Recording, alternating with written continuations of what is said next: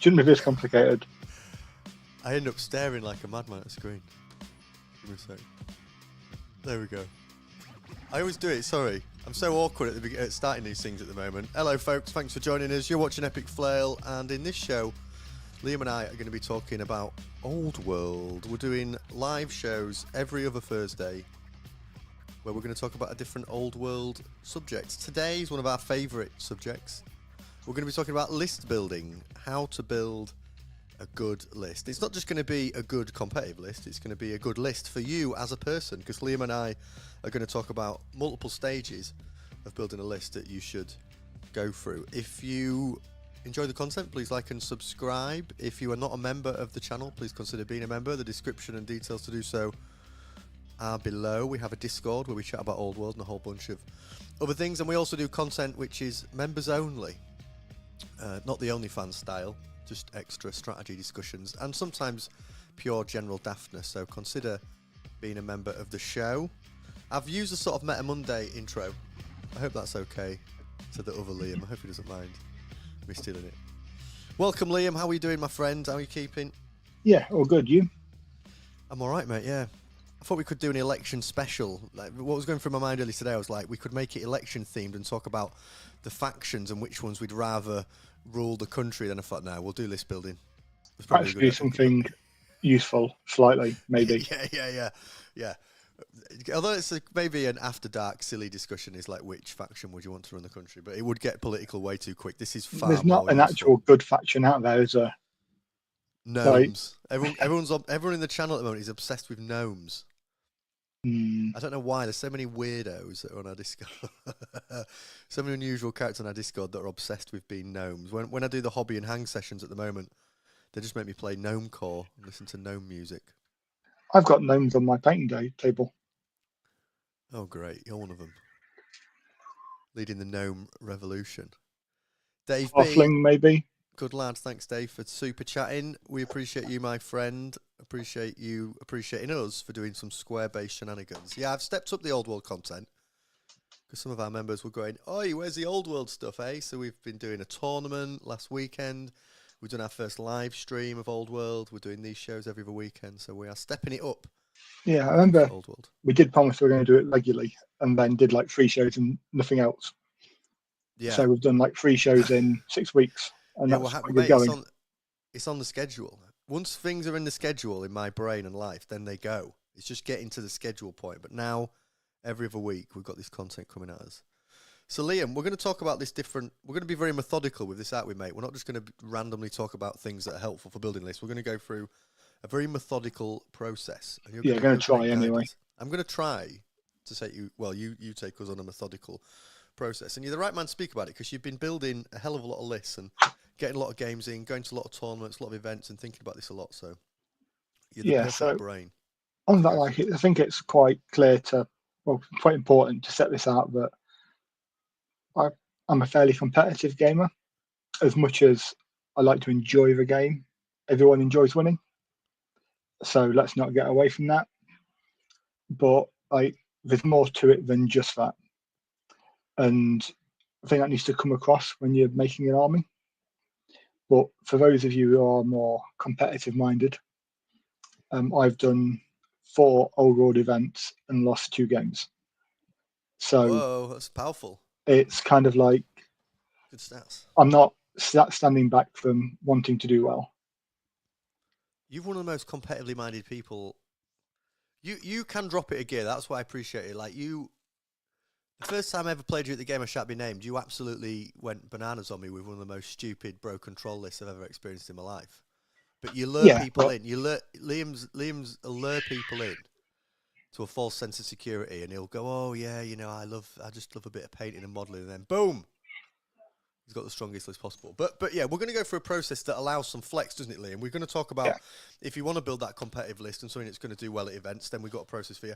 But if you just want to build something that is great in a fun, casual league, or is just about lets you get some models on your table that you love, we've got the process. So what's the first thing you think about, Liam, when it comes to list building? Literally step 1 of 1. So it has to be, what do I want from the army I'm going to build? And that is purely on a power gaming level. And do I want to smash face? Do I want to have a nice friendly league game? Do I want to have a arm that's going to take me a year and a half to play fully in a narrative campaign? So it's one of those kind of like, this is even before I'm picking what faction or what army I'm building.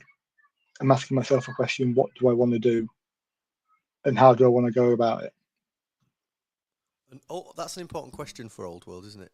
Because there is a decent variety in competitive to more casual. It feels like an important Definitely. first kind of protocol.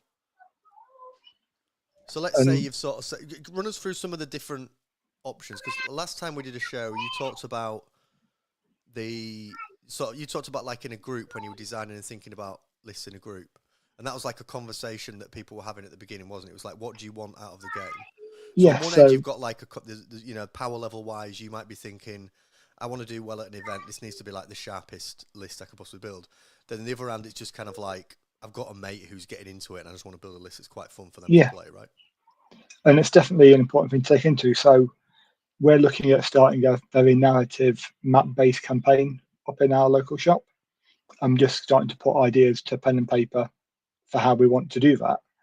But when I'm looking at an army for that, I'm going to either look at a Marauder-themed Chaos army, which is far from being powerful, or look at, I don't know, maybe a Troll Horde, which I think is powerful, but take a lot of options in it that aren't.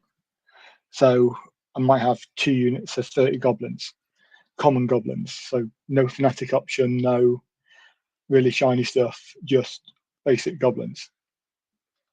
And it's just kind of like tailoring that power level and that gaming experience for you and your opponent to what you want it to be. Yeah, nice.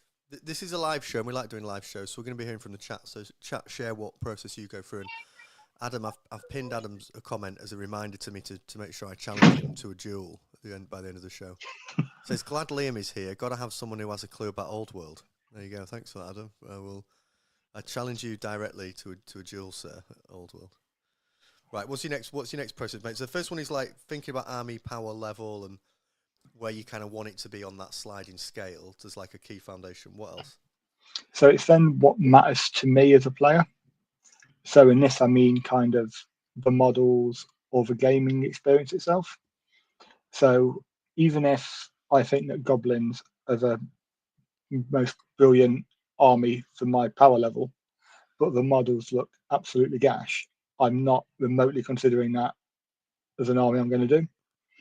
And I'd also throw into there like the legacy versus core argument as well. We upset some people talking about that. Like, some people in the previous videos were so upset. They were like, "Oh my god, how dare you say that legacy is less fun?" I was like, guys, it's literally, we're just saying a random opinion. Like, everyone like, who needs a welfare check? That's fact. Like, what's wrong, everybody? Yeah. So it's that kind of, is there something there that's going to make me paint the army to a standard I'm happy with? Because as much as painting may not be my favorite thing to do, it's a big part of the hobby and something that you have to do if you want to make the most of it, really. Yeah, at this stage of list building, I would always get, or have always got put off by really big horde. I mean, like having to paint loads and loads and loads of stuff.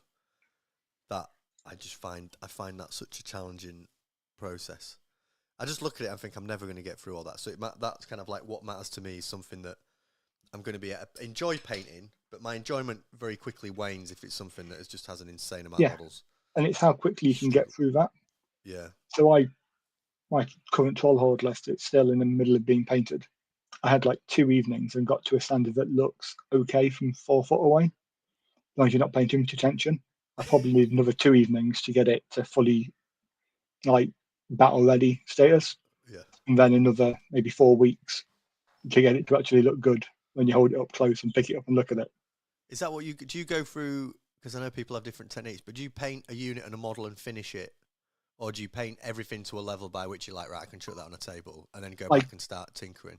I tend to do it in like stages. So I'll do a base coat on of one colour and everything, and then again and again and again. And everything varies from one unit to the entire army. That's very. There's Yeah, it's very very little methodical. patterned. I get the problem I have is I start painting something and then get bored and leave it, and I have to go paint something else to like reinvigorate my interest again. Do you know what I mean? I'm like, oh, 100%. I'm so sick of painting that unit. I'm going to paint this now, and I'll be like, I'll come back to that. A lot of the Bretonians up there are just like not based yet because I find basing so dull. I'm like, just move on to the next one. Just move on to the next one. Yeah, but I say that's what I'm saying with my trolls. I've literally got them base coated and the first dry brush. They've got no detail done. I need to go through and actually do the detail, like robes and weapons and loincloths. So it's just doing that. Adam says Paul would love Stormcast in all world. Low model count, look like Space Marines. Anyone could pilot them. I did play Stormcast in a way. Well, you know how first time I tried to get. You know how they have written out a bunch of Stormcast models, turning them all into legacy. Yeah. So Tom's taken those, like Tom Fretwell's taken those models, put them on square bases. I see. And he's using them with Chaos Warriors. Nice. A decent model. And we've got Russ in the chat as well, talking about how he themes a list around a unit or a model. So Swordmasters is his example in that one. Yeah, nice. So you think about like the power level, you think about what matters to you. What's the next bit? Okay, it's what you want to achieve. So do you want an army that you're going to push to the limit of your painting ability? Do you want an army that needs to go as a minimum 4-1 at an event? Are you happy going 1 and 4? And I kind of usually sit somewhere in the middle of that. I want to be towards the more top end of an event. And as much as I like to push myself, I just want the army to be painted. So it's kind of picking something that fits into that and what you're happy with. How much would you sacrifice for the achieve bit? Like, how much would you be like, do you know what? I hate that unit. Those models are awful, but I'll get it. How far would you go? Mugshot gifting 10 memberships as always. What a lad. Appreciate you, my friend. We'll see if I get to be one of them. Drum roll. We'll get 10 blings as well. So enjoy the blings, guys. Every bling is a sound of success. 8, and a 9. thank you to good lad, Bookshot. Okay. People that do membership, go back and check all our Wild After Dark shows. If you're not easily offended. If you're easily offended, do not. Sorry, go on. So how much you prepared to sacrifice? I think I got told off using this word from my outfit, but my moral compass probably takes over. And like, I want to win, but I want to do it in what I perceive as the right way. Like, I don't, as much as I want to win, I'm not going to do that by taking the most broken list. Like, it might be broken, but you're not aware it's broken. Yeah. Like, it's picking on something that is maybe a little bit dark horse, a little under the radar, and doing it that way rather than what everyone's talking about. Adam says, sorry about the there's going to be 10 of those blings. It's sort of like the Big Ben. Adam says, I always choose an army on how they look and then go to events aiming to overperform compared to their meta strength, like come mid-table with a bad army. There's nothing wrong with that approach. I think that's what a lot of is that, I say that underdog, dark horse kind of thing that appeals to an awful lot of people. It doesn't have to be, like, you don't have to be openly brash about double dragon smashing it everywhere. Or 6 or 7 screens. Who was I chatting to at the weekend that was saying exactly this? Maybe it was Tim. Yeah, it was Tim. Me and Tim were having lunch together at the Old World event, and he was like that. Yeah, he kind of looks for armies where he can kind of do something with it and like almost make like a bit of a mini game for himself to be like, right, this list of this army is not absolutely amazing, so I want to get there, rather than just going straight to like, right, what's the strongest thing? What's the most bonkers list and combination I can take? I definitely feel as a gamer and as a person myself that there's more reward in doing well with something that's unexpected than doing well, but not winning with something that is expected. Like going 5-0 or 4-1, like going 5-0 with Scream's great, you've won the event. Going 4-1 with Scream's like, yeah, you've had a good one. Going 3-2, you've probably underperformed. But going 4-1 with a melee Empire army made up of ranked troops, like, you've done bonkersly good there. Yeah. Should be handshakes and pats on the back all around. That's the downside to the Scream thing. We're really hating. We were just chatting about it before we started the show. But like, we're really hating on this. It is my pet peeve. Like, the entire game. I did. The tournament of the weekend was the first time I'd actually like seen the mechanic in action. I was just like, oh god, there's so many things wrong with that. Like, anyway, let's not make it about Scream. No. That is something to consider. We'll probably circle back to that. God, yeah, that's definitely such a consultant thing to say. Sorry, I will circle back to it. Oh my god, I was just sick of it. And then every time you say it, you get to charge an extra 500 quid. Yeah, we'll circle back. Cling, that noise goes off. Yeah. So that's like the personal process. Once you've kind of settled on those things, where do you go? It's what style of list do I want to play?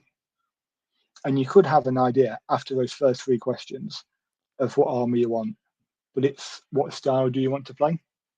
So it's like, do you want to play a go out of them army that you can full send turn 1? Do you want to play a defensive army? Do you want to play someone that kind of does well in the magic phase but is a bit weaker in combat? And making that choice is probably the one that guides those previous questions. So it's like, okay, I really want, say I want a mid-tier army. I want one that I love the models of, and one that I want to be able to go 3-2, 4-1 at events with, but I'm going to really try my painting on. And then you decide you want an aggressive army that charges across the table. To do all that, you're probably not going to pick dwarfs. yeah, the dwarfs are not the one for that. So even if you like, dwarf models look great, dwarfs are solid, but I want to charge across the table, you probably want to pick a different list or a different army. How diverse, like if you think about that scale of play styles, how diverse does Old World feel at the moment? Oh, it's massive in terms of that spectrum. Like, it goes from, you can do full-on corner armies, and you've got armies with heavy cav in core. So you've got full move across the board turn 1 to actually, I'm not going to have a movement phase. So it's just kind of finding that what you're happy with. And I tend to end up somewhere in the middle again on that. Like, I want to play the whole game, not just part of it. Yeah, so TTV says, I want my opponents to feel like they have to buy a whole new army after I've played them, if not a complete existential crisis. That is it's funny because that is the sign when someone has got absolutely smashed at the game. It, like, if someone gets smashed and they don't really play the game like competitively, they're like, yeah, do you know what, whatever, I don't really care, like, I do my thing at the table. But there are so many instances or like conversations we've had over the years with people here where they're just like, I just don't know what it is. I need to go play this. And like, how many tournaments or whatever we go to, on the way back in the car, someone would be like, well, I'm getting this faction now. Yeah. Just be like, they'd be changing because they got so badly smashed. They're like, that can never happen again. That I've got to play this to stop that happening. You'd be like, oh man. Yeah, that used to be extremely common, where you'd be like, I need to play that. And be like, you've got one of those army in a box. Like, can I take them to the next one? I've got so many memories of like driving back from tournaments, like me and Brett and some of the lads in one car, and you, like, all the Midlands guys in another car, and like rigging the other car, and people being like, I'm building this list now, I'm playing that. And it's like, bloody hell, someone's been disheartened by a game. Definitely. TTV wants to sign up to VT on the train home after he flicks off the table. Good lads. All right, so the good thing about Old World then is the style spectrum is really broad. So once you've had those like personal questions and you're like, right, what's the style? You can play very defensive lists through to like really aggressive, ambushing, in your face. There's dragons, there's infantry blocks. There's a whole range. Yeah. Really. this kind of leads to the next question of, so at this point you've probably decided what you want to do from the first 3 questions, and let's say you've maybe narrowed it down to 1 or 2 armies, maybe 3. And this is where we start to get into, like, we've done that kind of pre-planning stage. We're now into, what did I call it earlier? You wrote this down. You had the personal stage, the pre-plan stage. So we're into the pre-planning stage. We're in pre-plan. Yeah. So it's like, what does the army have to deal with? What does it have to do on the table? And this is where I tend to, like, I'm not thinking of what can I put in my list yet to deal with that, but what do I need to have an answer for potentially at some stage, or be able to at least, do I worry about this when I'm playing the army? How much of it is out there? So I think if you're looking at the big bads at the moment. Yeah, I was going to say, what are some of those things? Give us a hit list of things you're thinking about for an event. We'll go for dragons, and that can easily be pure. We're going to go for screamless because they are quite polarizing. I'm going to stick the level 4 wizard in there because Wild Magic is not what it was in old fantasy battle editions. I think they're still game defining if you get the right spell at the right time. I think you're looking at monstrous cav, especially as was just said in the chat, the flying type in Pegasus Knights. They're easily one of the better units in the game. I think you've got horde killing. So while it's not a massive thing yet, I think we're not a million miles away from people putting 150, 200 models in an army. Oh, really? What sort of factions will be doing that, do you think? So I think Skaven, Orcs and Goblins, Vampires, anything with that cheap infantry. So even Empire can do it if they don't spend too heavily in heavily armored stuff. Because, like, I've been playing the Trolls recently with great weapons and everything. So you've got 3 strength 7 attacks at -2, and then 1 auto hitting strength 3 attack at -2. So actually, heavy armor hasn't been a major problem, but you kill 3 guys just as easily who are in a 4+ save with that army as you do 3 guys who are in a 6+ save. So you just take more crap to deal with the good, like, I don't think that's the way to put it, but when Colossus and whatever became a thing in the game that will not be named, then you started putting more crap into your list. So it's like in 40k, a lav cannon takes a wound off a tank. It also kills 1 orc. And it's finding that nice, like, skew point in that.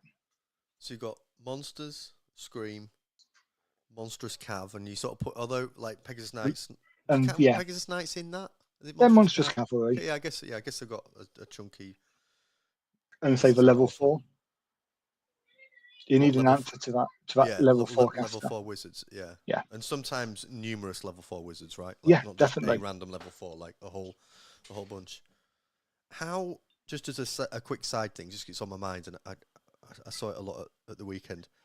In the last game, so the last game of the tournament we streamed last week was probably quite a good example of this, because both the lists had things that were really strong and were on that list. So the High Elf player had 2 High Elf dragons, and the Bretonnian player had, it's not really come up, but like the unkillable Bretonnian Lord of Doom. Yeah. Who everybody knows is like just a problem. Didn't like he kill both dragons? So, yeah.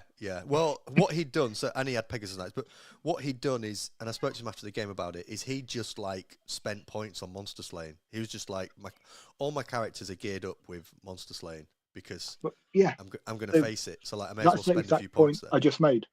It's like if your opponent spends 150 points on monster slaying equipment, but you just take goblins, like, that's 150 points just playing down.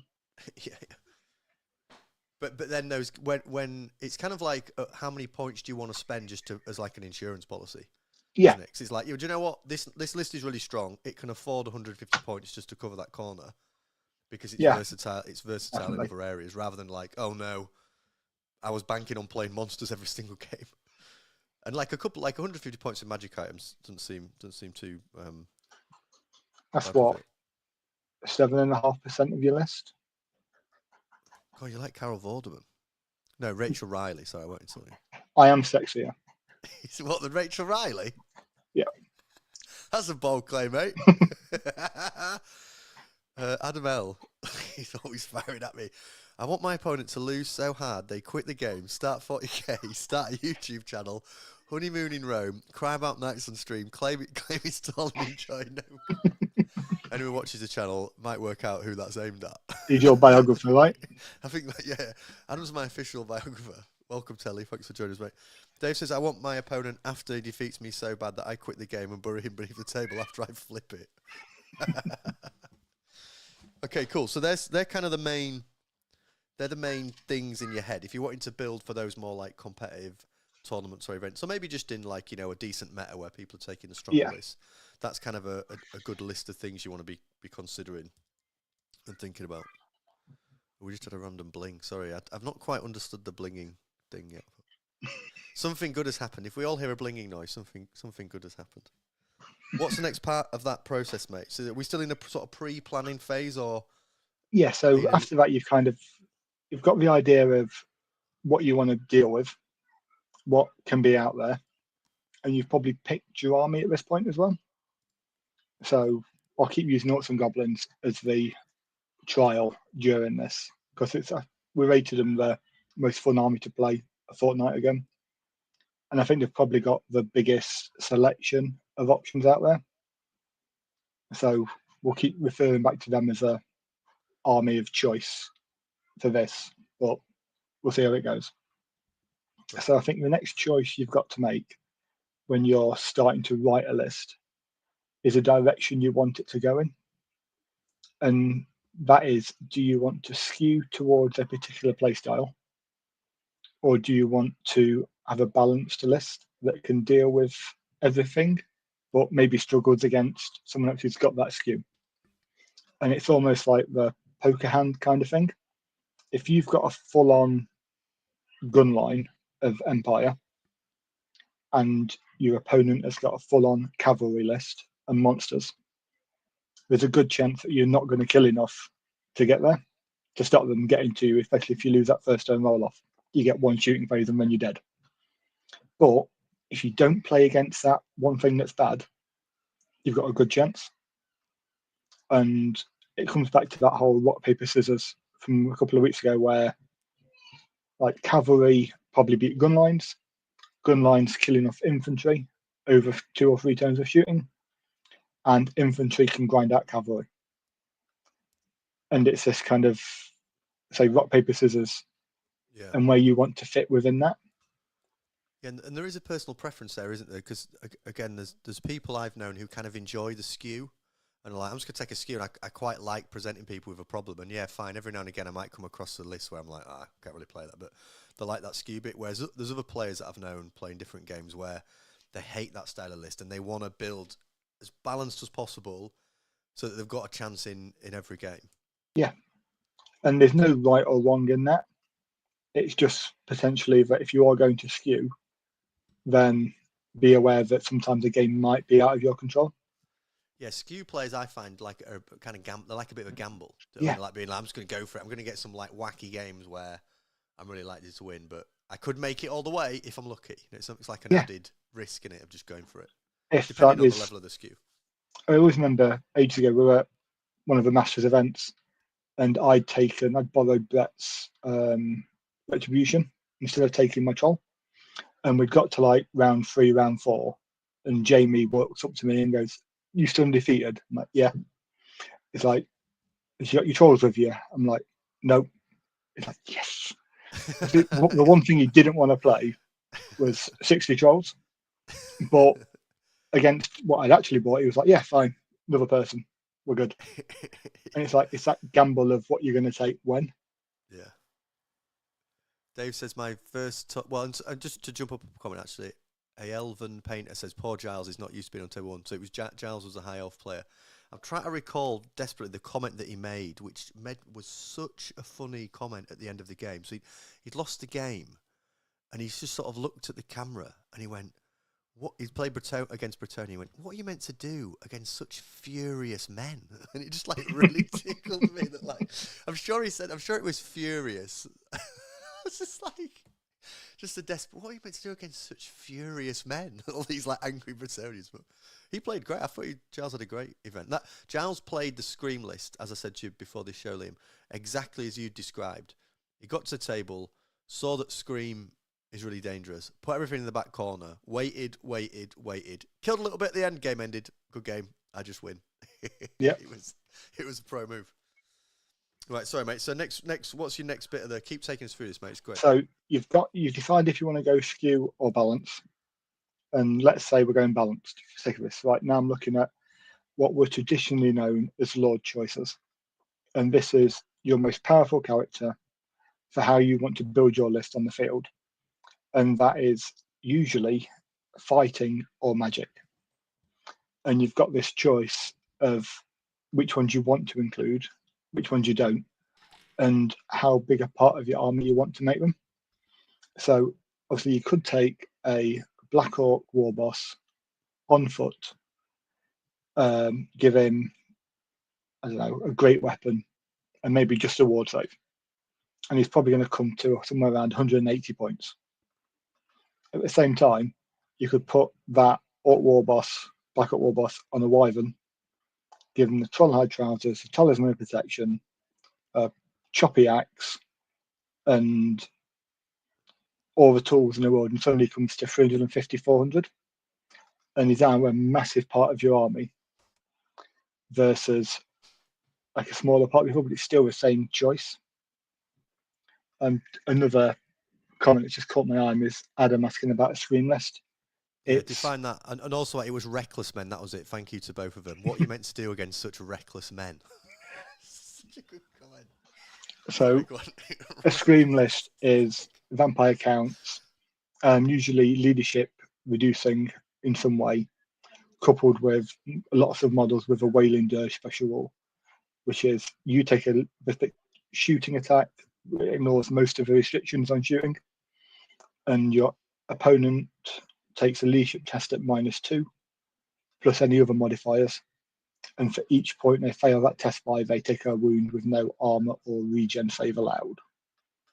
So really short range, but really powerful. It's so the thing that really struck me when I saw it at the weekend was just no counter. Like there's well, no you saw the counter in the second game. No, I mean the mechanic. So like it's just a lot of the stuff that's strong in AOS seems to be magic based, and at least you're rolling some dice. Like at least you're like, well, I've got a roll, or I've got a save or a ward. You know, I've got something. I can build something against it. Whereas the Scream list, I'm not sure what the defense is other than hoping that you roll okay. Well, it's not even rolling okay. It's rolling better than average, because normally how much do they debuff your leadership by? Like 5. You can easily get it to 5. Yeah. I mean, who's roll? Like, you just always take wounds. Anyway, it's very, very, very strong. Yeah. So, but there are less aggressive ways of building it. It's not just like what going on a vampire. You can play that in a nice, friendly manner. Yeah. If you wanted to. But I'm saying, so you've got this choice of how you want to build this army and this character, and some armies have a lot more choice than others. So, if you're looking at high elves, you've got effectively a level you can take 0 to 1 Archmage or Prince per 1,000 points. So that means you're taking a maximum of 2 of the biggest fighting character or wizards. You could have 2 princes, both on a dragon, or you could have 2 wizards, both hiding at the back of the board. But that's your choice. Armies like Bretonians or Chaos, who have got like 3 tiers of fighting character, usually get the choice of one of those fighting characters at that top level at 0 to 1 per army. So I think that's is it a Duke or the Baron? I get them confused in the Bretonian army. Yeah, the Duke's the biggest boy. Then the Baron. And it's the Chaos Lord in the Chaos army. and that tends to be in addition to your 0 to 2 per 2,000 points of Wizard Lord, so level 3, level 4, or the 3 wound, 4 attack general that other armies get. And then you've even got more extremes on top of that, which is Empire and Orcs and Goblins. So like both Empire can take unlimited Wizard level 3s and 4s, and Orc and Goblins I think can take 6 level 3s and 4s, plus still having fighty characters in there. So it's how much you want to do that and how much you want to base your army around. Like some armies tend to take limited character selection. In some armies I take massive character selection. And like the Vampire Scream list, which is often spoken about, the common one is 2 level 4s on Mortis engines. So you're looking at 350, 400 points a pop, and a couple of Banshees, which are cheap heroes, but maybe a very cheap BSB as well, maybe. So it's like best part of 1,000 points in characters. Whereas when I write a dwarf list, and Ricky's been doing really well with these, you have like a BSB and an engineer, and maybe a rune smith of some kind. So you may be only spending 400 points on characters. And rather than having that 600 points difference in 3 models, you've now got 2 more units of whatever you want. How, it might be a bit of a daft question, but I'm full of daft questions, so I'll just go for it. How important are the hero choices? So like people before this edition came out and people that haven't played it were asking me, oh, is it like kind of like Hero Hammer? I had a good friend of mine asking me that in a group recently. Like, is Old World just kind of like Hero Hammer? Like it's all about the big guys and the rest of the selection don't matter. How, obviously the hero is important, but how important is it in this edition? It depends on how you want to play it. So I'm going to always give you a kind of a scale of an answer. If people haven't realised this by now, I'm very uncommittal on things like that. Except in relationships. Except in real life, yeah. Just but he's a very loyal man. It's kind of like, it depends on how you want to do it. I reference when I played against Double Dragon a little while ago. Played against Double Dragon, I had a dragon of my own in a high off mirror. And at the end of that game, between the 3 dragons, they suffered 1 wound, but 2 of them were dead. And it's like, there are ways around it if you know how to play against it. And sometimes the problem is you have to get beaten up by it a handful of times before you start to see that end result. And if you've got like a level 4 who's illusion, lore familiar, that kind of thing, and you're just trying to make sure that all you're doing is casting Merchant Mirage on the level 4 on the enemy dragon, and they maybe haven't got a level 4, so you're quite likely to get it off, then you shut down their 600 point Chaos Lord on a dragon with your 250 point wizard. Yeah, okay. I keep getting distracted by people coming in the room and it's throwing me off. Well, it's past bedtime, as we both know, and I know that it's going to be winding you up. You're like, the kids, you're very strict, and it's like... Very much. You're going to be like, it's 10 minutes in. Come on. Son, don't worry about it. We're chill, mate. It's full of normal men. This is very chill. Normal men. Adam says, do you think Dark Elves are just ball bag, or can they be competitive? So, a little tier list if we did, wouldn't it? Go on. We did, but Dark Elves are really weird in the fact that I rate High Elves really high in terms of competitiveness, and Dark Elves are actually all but like for like just one little bit down. So there's no reason why Dark Elves couldn't be competitive at all. And I think there's a couple of builds with Dark Elves which people haven't like cottoned onto yet. Based around what sort of units? I mean, we have to get into it now because I don't want to derail you too much. But they've got a familiar that lets them extend the range of a spell. Oh yeah, that thing's annoying. So you can be like on the edge. So like my common tactic when I'm playing with a level 4 in my army, so move that level 4 forward at least to like the middle of my side of the board, if not more. and then bring that magic to bear, and then like slowly move it back as the game goes on to protect the points. But what it does is it lets me get my magic off and also denies the enemy their magic by getting my level 4 into range of there, so it's easy to dispel. But what Dark Elves can do is you can take multiple level 2 casters or even level 1 casters on things like demonology. So you've got the summoning as a guaranteed spell, sit outside of that range quite easily and shoot into the range of a wizard. And that familiar lets you really flex that. So all you're doing with each one of those wizards is trying to roll, if you're like a level 2, you're trying to roll that, I think it's a 6 or a 7 to get the summoning off while being at a range where they can't dispel.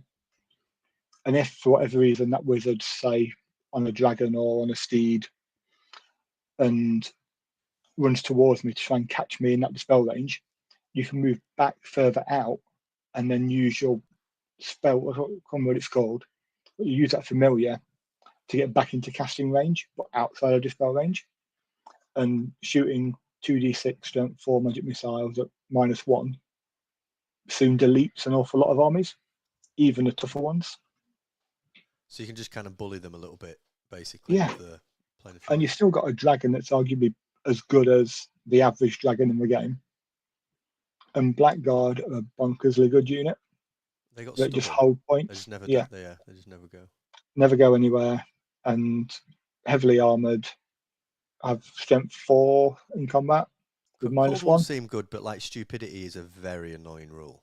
It is, but you've got like this. So if you start the game in range of your general, so you're on a leadership 10, a lot of time because you're an elf. You've got the banner, which is like a 25-point banner, and once per game you get to take your stupidity test on a 3d6. Yeah. So you can literally, and even if you fail at a distance away, you've still got like movement 7, movement 8. Yeah, I guess. So you can just walk forward that and get into combat. So it's not like you can definitely use cold ones and bring them to bear. Yeah, Stephen's been using them. He did all right at the weekend. I think he's enjoying that. He's got nice. He played it on the stream that we did the other week. Nice balance list. Dave's asked, is your level 4 solo on a mount or on a unit? Mine's currently on foot, but I'm going to circle back to that in a minute because it kind of depends on how you want to play the game again. So, say you've decided on which kind of character you want to lead the army. We're going to go for Black Orc on a Wyvern for shits and giggles. And then we're going to take 2 more level 4 wizards, 1 Orc, 1 Goblin.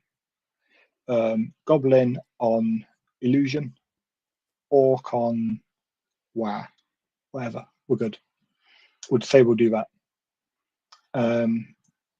After that, you're looking at this core of your army. And in a 2,000-point game, you've got 500 points to take that's mandatory in your list. And you've got to make the decision of, do you want this to become a core tax? So you're taking the minimum amount, you're trying to get close to that 500 points as physically possible. Or do you want to make it part of the army and engage with it and kind of base it around what you want to do? And you've got the options with most armies in that, even if you've only got 4 or 5 core choices. Like, that's still plenty to do it. So I'll go for high elves on this example, but I like playing with a solid block of infantry. It looks imposing, it looks cool on the table, and it's combat res if you need it. So take a block of spearmen, and that's going to use up 180, 200 points of your 500 core. And then you've got the choice out of the 300. Do you take archers? Do you take cavalry? Which type of cavalry do you take? And I've chosen in my high elf list to take silver helms. So I'm trying to engage with that part of my list. You might take units to like protect flanks, but actually the silver helms are really good at that. They charge further than most enemies, They've got a decent save, so like light missile fire, and they're mainly bouncing off the armor, and they can pack a bit of a punch if you need them to. So they're really good at that. Or you could take, if I didn't want to engage with it, I could see it more of attacks. I could take 3 units of 10 archers and sit at the back of the board and just use them as a, like, not screen, but like these points are fairly safe unless you run at them. Yeah. Nice.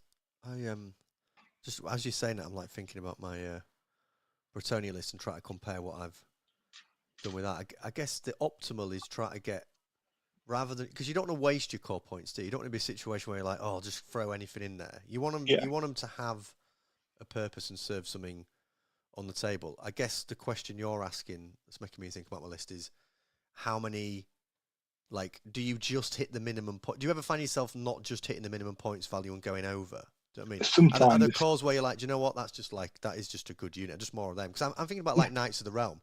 They're just good. Like, it's just a really it's like a really good mainstay Bretonia unit. I could build lists where I'm way over on that, but I'm taking Knights in Lance formation, which are great. So I guess the question is really like how far do you want to go above your core points value? Ultimately? Yeah, and yes, remember that in some armies, like the Mortuary Cult Tomb King Army of Infamy, you've actually got to take 33% core, not 25.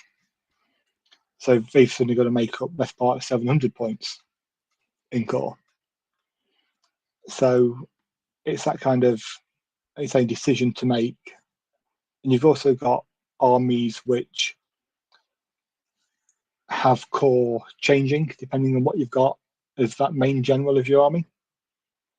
So like in dwarves, if you take a king as a general, then a unit of longbeards shifts out of core, out of special and into core.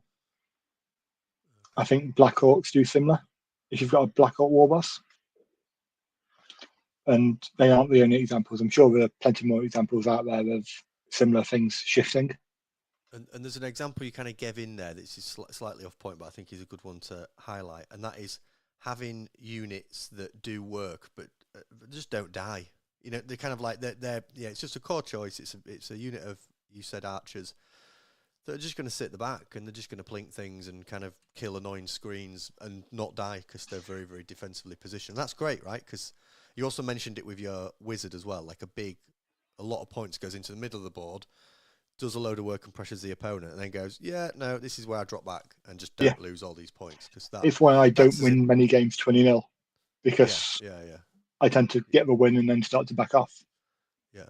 And that's as important in Old World, isn't it, as doing damage? It's like, yeah, I'm going to kill your units, but ultimately, let's not throw away loads of my army in doing so. Let's be cautious. Definitely. But then again, at the same time, depending on how the event, if an event is being scored, you can actually have events which just care about the win, or events which care about the scale of the win. So we're not really going to touch it in this because I've not added it to the list, but there's a whole discussion to be had around if you're designing a list for a certain rule set, how do you push that advantage? Yeah, that's a good one for us too. That's a revisitor. Adam, I think you've talked about this before, but answer this really quickly. Do you think step up should be in the game? No. Quick 10, 20-second explanation. I think it makes, I've said it before, but one bit I didn't enjoy about 8th edition was 2 massive units which had a bucket load of attacks. And even if you're not swearing, I like that. I tried. Bucket. Yeah. And even if you killed 10, 12, 13 of the enemy, you still had 10 guys fighting back. Like, where's I like movement being a part of the game and charging being important and learning how to redirect and like lure the enemy into traps. And I think when you've got a big unit that's just getting a bucket load of attacks at every opportunity, that kind of detracts from what I like in the game. That's not a fact. That's just an opinion of mine. So I haven't heard anybody say they want step. I haven't heard anybody play a bunch of games of Old World and be like, "I wish there was step up." I definitely have, but I just don't play them anymore. They like attacking with their models. Okay, They want to see stuff die rather than die to combat those. But I like the slower moving pace of Old World. Fair. But personal choice. Right, next bit. So that's kind of the core element of then you guess you get onto sort of like special units after that. Yeah, but special units not meaning special in the way that it's a army selection point. Special meaning what to me do I want to base the army around? And I think the perfect example of this is Pegasus Knights. So you play with 2 units of 3, and when you had I can't remember his name now, the American chap. Colton. Yeah. He was talking about how he uses 2 units of Pegasus Knights as well. And if you wanted to really push that, you could maybe take 2 units of 5 Pegasus Knights, or 3 units of 6, or depending how far you wanted to push it. And it's like, is this unit good enough to base my army around? Is it what I want to do moving forward? And that could be the sole reason for picking Bretonians, is that you want this unit in your army, so you're going to fit as many of them as you can into the list. And it's that kind of realization of what you can put in versus what points you've got left. And this is why if you've got the core of your army being that unit, like for example trolls in a troll horde, then you're going to get the best of both worlds, because you're not having to do it as a core tax. You're just getting more of what you wanted to build the army around. Yeah, it's all business. Definitely. I didn't realise till the weekend that, I don't know why, but like, I sort of didn't realise you could just put like Pegasus Knights in lance formation and like chuck a Duke in there or whatever, and then just smash people's face in, and then after you've smashed something, just jump into skirmish formation. Like, I was like, oh man, that's bonkers. But have you seen how Pegasus Knights in lance formation rank up with characters? Well, this is the problem. So like, there's just like a huge logistical issue, full stop, of actually creating a lance formation with Pegasus Knights. No one's on the base. Weekend, he had this like wacky movement tray of like different levels. It was like a trophy. Like it was like an Olympic. You know what I mean, there was a first place, a second place, and a third place. That is brilliant. On every level, and it just constantly fell over. At one point, he just moved it forward. It just went. It was just like a big lump of models. He took them all off and just had the movement tray on the board. I was like, oh, that actually kind of sucks. I think it's the most annoying thing about the unit is you can't actually get them in lance formation. I think you need to put them on like different size flying stands. So some like some like that. Like one of that one goes in the middle. Yeah. They're great. They're so good at. But yeah, I totally get because you could chunk out a nice bit. Oh yeah, I've got these couple of big blocks of men at arms, and I've got some bowmen in. That's really cool. Then when you get to now I really want to get my 2 units of Pegasus Knights in. 2 units of 6 Pegasus Knights. You're like, oh no, this isn't happening. Yeah. I'm completely. And maybe you've got 2 level 4s and a Duke on his hippogriff. Unkillable Mega Duke of Doom. Yeah.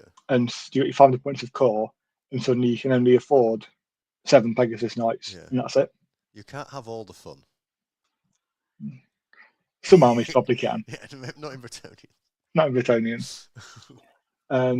So the next point I point down is, and this is, I think, a pretty steadfast rule in any army I write, is I want 10% of chaff.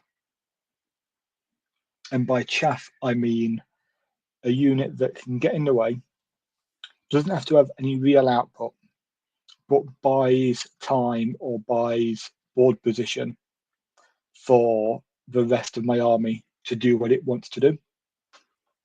And if they've got a secondary use as well, then even better. So examples of chaff might be 5 Goblin Wolf Riders. They come in at about 60 points. So you could have 4 units of those. That's about 200 points. Dwarf Gyrocopters come in at 60 points a model. Fantastic chaff. You could have Bretonian Squires, from your point of view, which is a small skirmishing archer unit, but it can still run 10 inches and 8 inches and get in the way. Yeah. What are you thinking ev- with these chaff units then? Are these sort of like plan spoilers? Are these to kind of foil and spoil the well, they plans of the can be, opponent? or they can be assisting units. So I said about goblin. Obviously, hobgoblins are better than goblins because they don't suffer from impetuous. But goblin big bosses on giant walls are just about the perfect chaff piece. You've got an 18-inch move when you need it. It can challenge in combat to allow your bigger monsters to take on and sweep out hordes of foes. It's got a fixed board position, so in terms of like angling enemies, it's really small in its footprint, which is kind of a negative and a bonus. But a small footprint lets you dash between enemy units and like get out of charge arcs easier. They just like tick an awful lot of boxes. And like if I was playing Bretonians, I'd potentially look at is it Paladins as a hero choice on the cheaper Yeah, Pegasus. yeah, they get You've got free. all the benefits of a Wolf Rider, but it can fly and it's got a better armor save. Yeah, I'm just Like it going to ticks a lot just of pick up boxes. on a chat. Brandon in the chat says, Reese discovered this channel, enjoying it so far. Keep up the good work. Thank you, my friend. That is kind. We Actually, nice absolutely are. comments. Yay. A nice comment. Unlike our members who give me it. No, members are allowed to give me a hard time. You pay for the privilege. I don't mind a hard time off the members. They do pay for the privilege. Callum says, actually managed to make it in for a live stream. Don't know the first thing about Old World, though. And we're here to Callum, teach.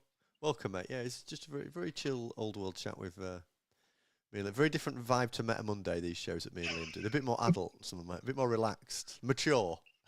Yeah, we'll go for mature. Like chaos and bonkers. Yeah, it's much more relaxed vibe for me doing these shows. Oh, I just whacked my knee so hard, Liam, on the table. And that's the last Stab we hear from myself a Paul. pen. I'm like, these shows are so much more relaxed. Ah, my knee. Ah, my arm. Yeah, those. I was talking to Colton about this. I was talking to Colton about chaff units, and the thing that was really worrying him as a Bretonian player in his list building was fanatics. Funnily enough, although there should be one damage, not two, but we won't open that kind of worms again. And he was talking about just sort of like chaff squire units that have what's the like advanced move special rule in this? Vanguard. That's it. Vanguard or Scout, one of them. That's it. That have Vanguard that walk forward and get in the way and stop those really aggressive first turn marches to throw fanatics out. So it's like, do you know what? You're going to kill some squires, but that's fine because they're just chaff and they've hardly cost me anything. But from a tactical perspective, I'm getting so much work out of them rather than it being a Pegasus Knight unit, which is like, I'll move block you and lose one of my best units in the entire game. But it's like you can have entire armies where everything is chaff because it's all made of like 100, 150 point units and nothing's ever really big enough to care. Yeah. But it all dies a bit quickly sometimes. So swings and roundabouts. Adam says, Paul, answer the question. Don't avoid what question? Where's the question, Adam? I don't know. I'm looking through it. I can't see. Retype the question, Adam, if you want me to answer quick. Oh, hang on. Oh, I found it. We all know. We all know Italians are notoriously bad at 40k, but which nationality of people are the worst at Old World? Oh, God knows. That's for an after dark. After dark discussion. What after that then, mate? So we've gone through quite the process at this stage. We must be quite deep into getting the models on not far off getting the models on the table. So we've got kind of two more questions at this army construction stage, which is, what have I got left in points? And do I want to cover a weakness or do I want to push an advantage? And what I mean by that is, if I'm leaning into, say I've got 200 points left come the end of getting what I want in my army, and let's say I'm still going back to that Orc and Goblin list that we've been hypothetically building in parts when I remember to use Orcs and Goblins as examples instead of using High Elves or Bretonians. So we get to the point where I've got 200 points left and I've got a very offensive Orc and Goblin army. It's pushing more towards the get into combat and smashing stuff than sitting back and shooting. So I've got these couple of 100 points left at the end. So the question is now, do I ask myself, do I want to I'm fairly confident I'm going to win combats. So do I want to keep pushing to win combats harder or get into combat faster? Or do I accept that there might be someone out there who's slightly better at that than I am? And as a result, I want to try and cover that weakness in my army list. And that might be that, you know what, I've got one unit of Night Goblins with Fanatics in my core. And I've reached my core. I've got 502 points of core. So I've reached my minimum, but no more, no less. But I'm a bit worried about Pegasus Knights. So what I'm going to do is, the natural enemy of Pegasus Knights, we all know, is Fanatics. So I'm going to put a second unit of Night Goblins in my army to shore up that weakness. Or I've not got a level 4 in my army, and I've still got 200 points left. I'm going to use some of those points to grade my level 2 to a level 4 and give him a magic item to help with defense, like maybe a couple of dispel scrolls. Just for something to like shore it up. Or I've got a goblin who's a level 4 already. I've got 250 points left. Like, screw it, he's going on a giant spider. Forward we go. And I push that advantage of being better in combat with another monster. And this is kind of like personal preference. And the more games you play, the more you get into what is missing from an army. And I usually find this with, say, about 200 points left. So the examples from my own personal list building journey over the last 6 months have been in my high elf army. After the first couple of events, I found that my white lions, I wasn't getting as much out of them as I liked, or as much as I was to begin with. So 200 points came out of white lions. I added in 2 chariots, single chariots, and all they do is either accompany a silver helm unit to add a bit more punch, or they hang back and just protect the softer elements of my army. There's no one, if people are sending light cav after your bolt throwers, like cav dice to a chariot, like, it's fantastic. And it's got a massive charge range and can also be used to YOLO forward if I ever need to rush someone. Another example being in the troll list, I had 2 single trolls in my army, which I was using as chaff pieces, but themed chaff pieces. But I kept finding that my troll hags were getting into combat and being challenged out and couldn't take out entire units depending on the roll, which they can sometimes do.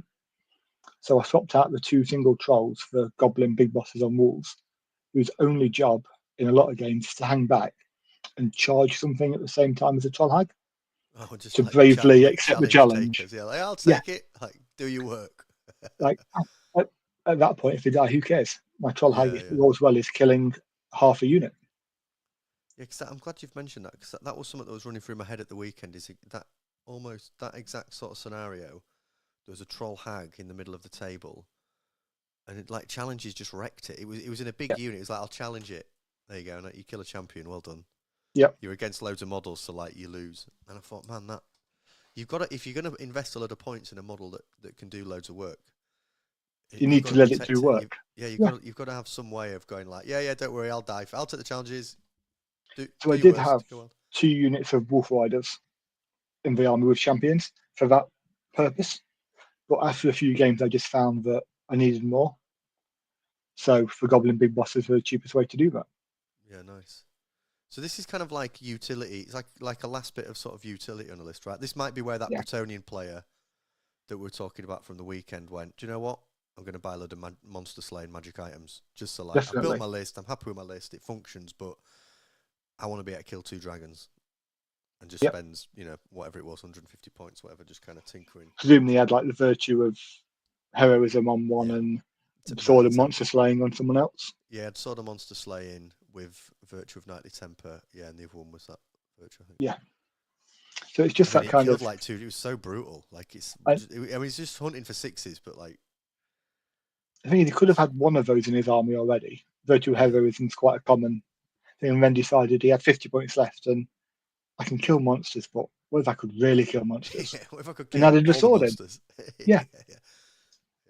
And it's that kind of using that last bit of points to have a look at, which then brings us to the last points here, like finalizing off an army list. So this is where you're like looking at your points and you maybe added a little bit too much somewhere, then you need to just drop a little bit here and there.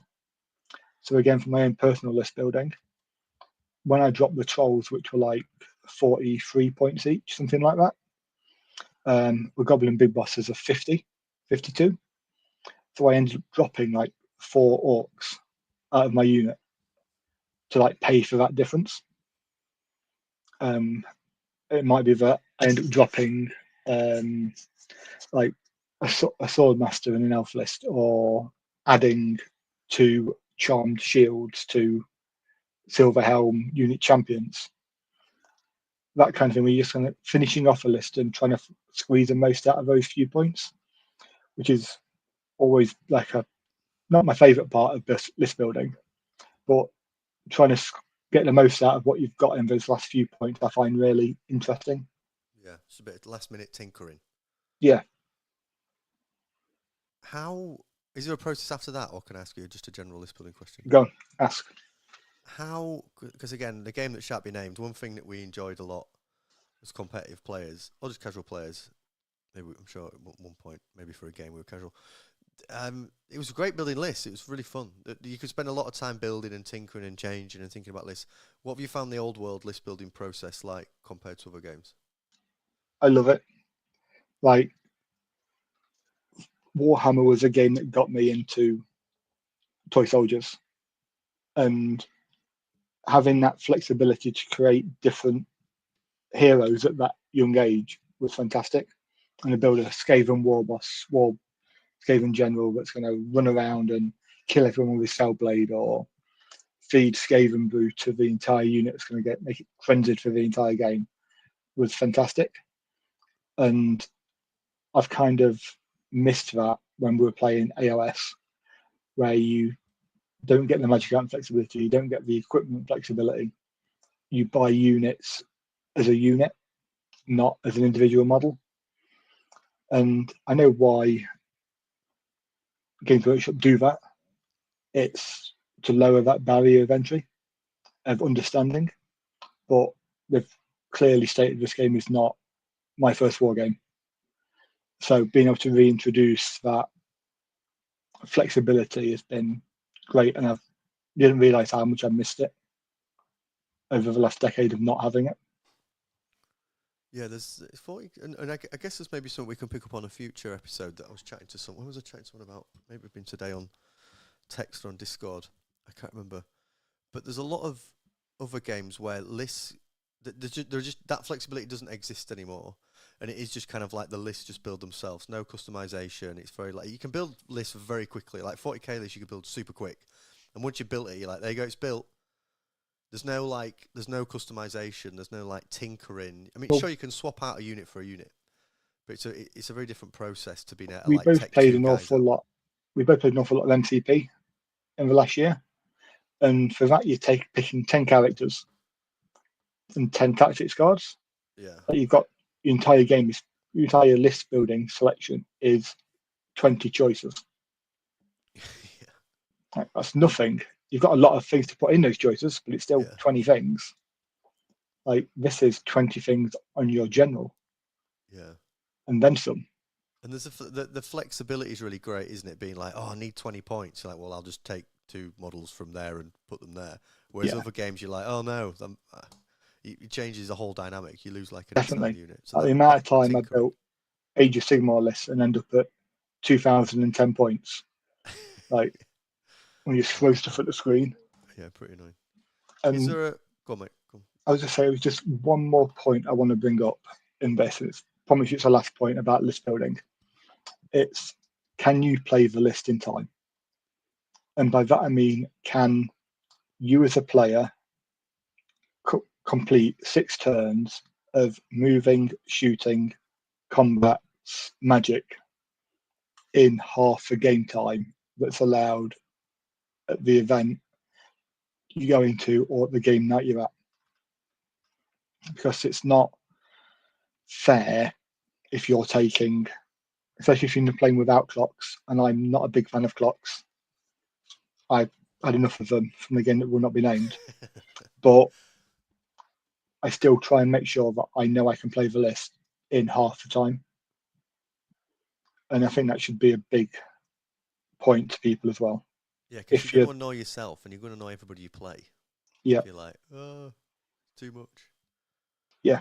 And I think clocks can be just as easily abused as non-clocks. So, like, tell a story occasionally, but do you remember the Zapn attack where you were running Guild Ball and I was a spare player? Do you remember what happened at the end of round one in that tournament? My opponent turned up late. So middle of convention, and my opponent was running down the clock. Like, he had 2 activations left, or he timed out, but he had like 4 minutes left of time, and he couldn't do anything with the activations. The characters had no ability to do anything other than move like 6 inches. But he just sat there, and I stood up and shouted you in the middle of the hall, and like, Paul, my opponent's being and he suddenly stopped being. You walked over, and before you came over, he took his turn. Like, I'm not sitting there waiting for you to cheat me out of an event. Man, that was a long time ago. Well, it wasn't that long ago, was it? I guess it was a Steamforged. Yeah. The Steamforged days. Yeah, from watching Old World games, I'm not convinced you do need a clock.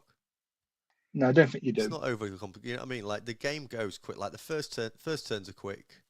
Once you're in the flow of combat, it's pretty self-explanatory. I think, for sure, in the early days of people getting their head around it, there's going to be a few like, oh, let's check that rule, let's check the other. Yeah, definitely. We should what I saw at the weekend is by the third game, people were in the swing of it. Like, they knew what they listed. They had 2 games to remind themselves of the rules, and they were on for it. There's for sure some interactions where certain movements that need to be sort of checked with a judgment. You know, there's some more complex movement interactions, but there's nothing wrong with getting a judge in any game if you need that event person to make a decision, and it shouldn't be looked down upon. If you're looking for, you've reached a stalemate, you need someone to make a decision. And I've done 19 tournament games of Old World, and only once have I still been playing when the TO is walking around saying you've got 15 minutes left. So you can easily play the games in time. Yeah, fair. Ginger Steve, welcome, mate. Good friend of the show. Says playing the list in half the time is funny because at the team's event, your guest, I'm assuming you here, Liam, was at me and AD, probably spelt wrong. Chatted so much it took us lunch to finish. I loved every minute of chatting. Do you recall this? It wasn't the game that held us up. It was 2 blokes who were too excited about playing and chatting all the way through. The game probably took half an hour for me to lose. Well, AD is an absolute fantastic guy to play against. He's the only guy I know consistently who finishes top 5, top 10 of events, and yet still wins the most sporting opponent. I don't know how he does it. Like, consistently up there for both sets of awards. I just don't get. I can't be super nice and do well. Yeah, it's an either or. Yes. I just struggle with being super nice, really. Yeah, I was going to say, yeah, that's the thing with you. Even if you judge an event, you go around giving people a hard time. I've seen what you feel like. Go. I'm only joking, mate. But it sometimes needs to be done. Yeah, no, for sure. And then I guess there's a final. Yeah, there's a process of ongoing reflection and conversation, maybe with other people in your community or just other people out there that you can access. Because one thing we've done on our Discord a lot is just throw Old World lists in the Old World chat and just let people go in it and ask questions, or like, you know, how would people do against this list? Because a lot of this stuff so far has been like in your head and what you know, but there's nothing beats sometimes just throwing it out to a constructive community or a friend or whatever that can take a look at it. Yeah, especially when you've got those last 30, 40 points left, or you've gone 30, 40 points over and you don't know what to drop, what to reduce. Like, getting a bit of outside help with spare second eyes on it is sometimes fantastic. Yeah, especially I've always found it useful to go to the list of someone that plays the thing that I'm worried about, To be like, right, have I gone too far? And people might look at this and be like, you really don't need to be worried about that thing that you're worried about. You can take that out and that. Like, you've gone way over the top. Like, don't worry about it. It's fine. Or just do this instead. And you're like, oh, okay. Yeah, and I said this. I can't remember where I said this. I was talking to someone on a WhatsApp group or Discord or something, and they were on about having multiple. I said it's not okay having an answer to one thing in your list. You need to have multiple answers. They don't always have to be as good as each other, but you need to think about it. And it's like playing against a high elf dragon with my troll army a few weeks ago at an event, and he moved his dragon forward to charge basically any unit of my army that he wanted in the following turn. I just ran my entire army forward and moved it all out with charge arcs. I just don't want to play with that dragon, so I'm going to choose to ignore it. Yeah. That is the downside, isn't it, of getting too aggressive in this game? She's like, well, I'll just stand next to you. Yeah. Like, wow, hi. It's staring at the side. Yeah. Adam says, I time my opponents on my phone and tut when he goes in. It's like really passive aggressive. Liam, that's perfect, mate. That was a great rundown of a very sensible, logical list building process that I think is useful whether people are just, playing casually, playing because they want to paint and maybe just get a couple of games in a year, or playing really regularly and competitively. I think that's such a comprehensive, sensible process to go through, matey. I appreciate you going through it with us. No worries, my pleasure. Any bits we've missed, or was that full coverage? You got anything else? I think that's full coverage of everything on the list. Wicked. The one thing I do want to mention before we go then is tickets went on sale earlier this week for War in the Heartlands, which is for the last 3 years has been the biggest AOS event in the UK. But this year we've got our 100-man AOS event, but we're also running a 24-man Old World event side by side. Feel free to hit me up on the Discord or message myself or Mark, who's my fellow tournament organizer, on Twitter. He is at Mark the Beastman, and I'm at Liam C. Jordan. Yeah, I'll send them to you in a minute. And you can put it in the chat, and I'll add it to the description of the channel if people are watching it live. Sounds good. More details. And you've run that for a few years now, haven't you? You've had it going a few years. Yeah, this will be our 4th year. Nice. So glad it's going. I thought you were going to say you'd sacked off AOS and gone all Old World, but I thought, nah, that'd be quite brave to be like completely. Yeah, not doing that. Keep them entertained and do Old World on the side. Yeah, that's the plan. Yeah, whack it in the chat. I'll add it to the description, and if people want to chat to Liam, generally, or any of us, just become a member and join the Discord, my friends. If you enjoyed the video, give us a like. Hit the like and do a subscribe and all that. Ginger Steve said, I was really arrogant about being able to get in the Discord, but I can't actually say it. Liam, can you just describe how people get in the Discord, please? Because I forget. Okay, for me to know.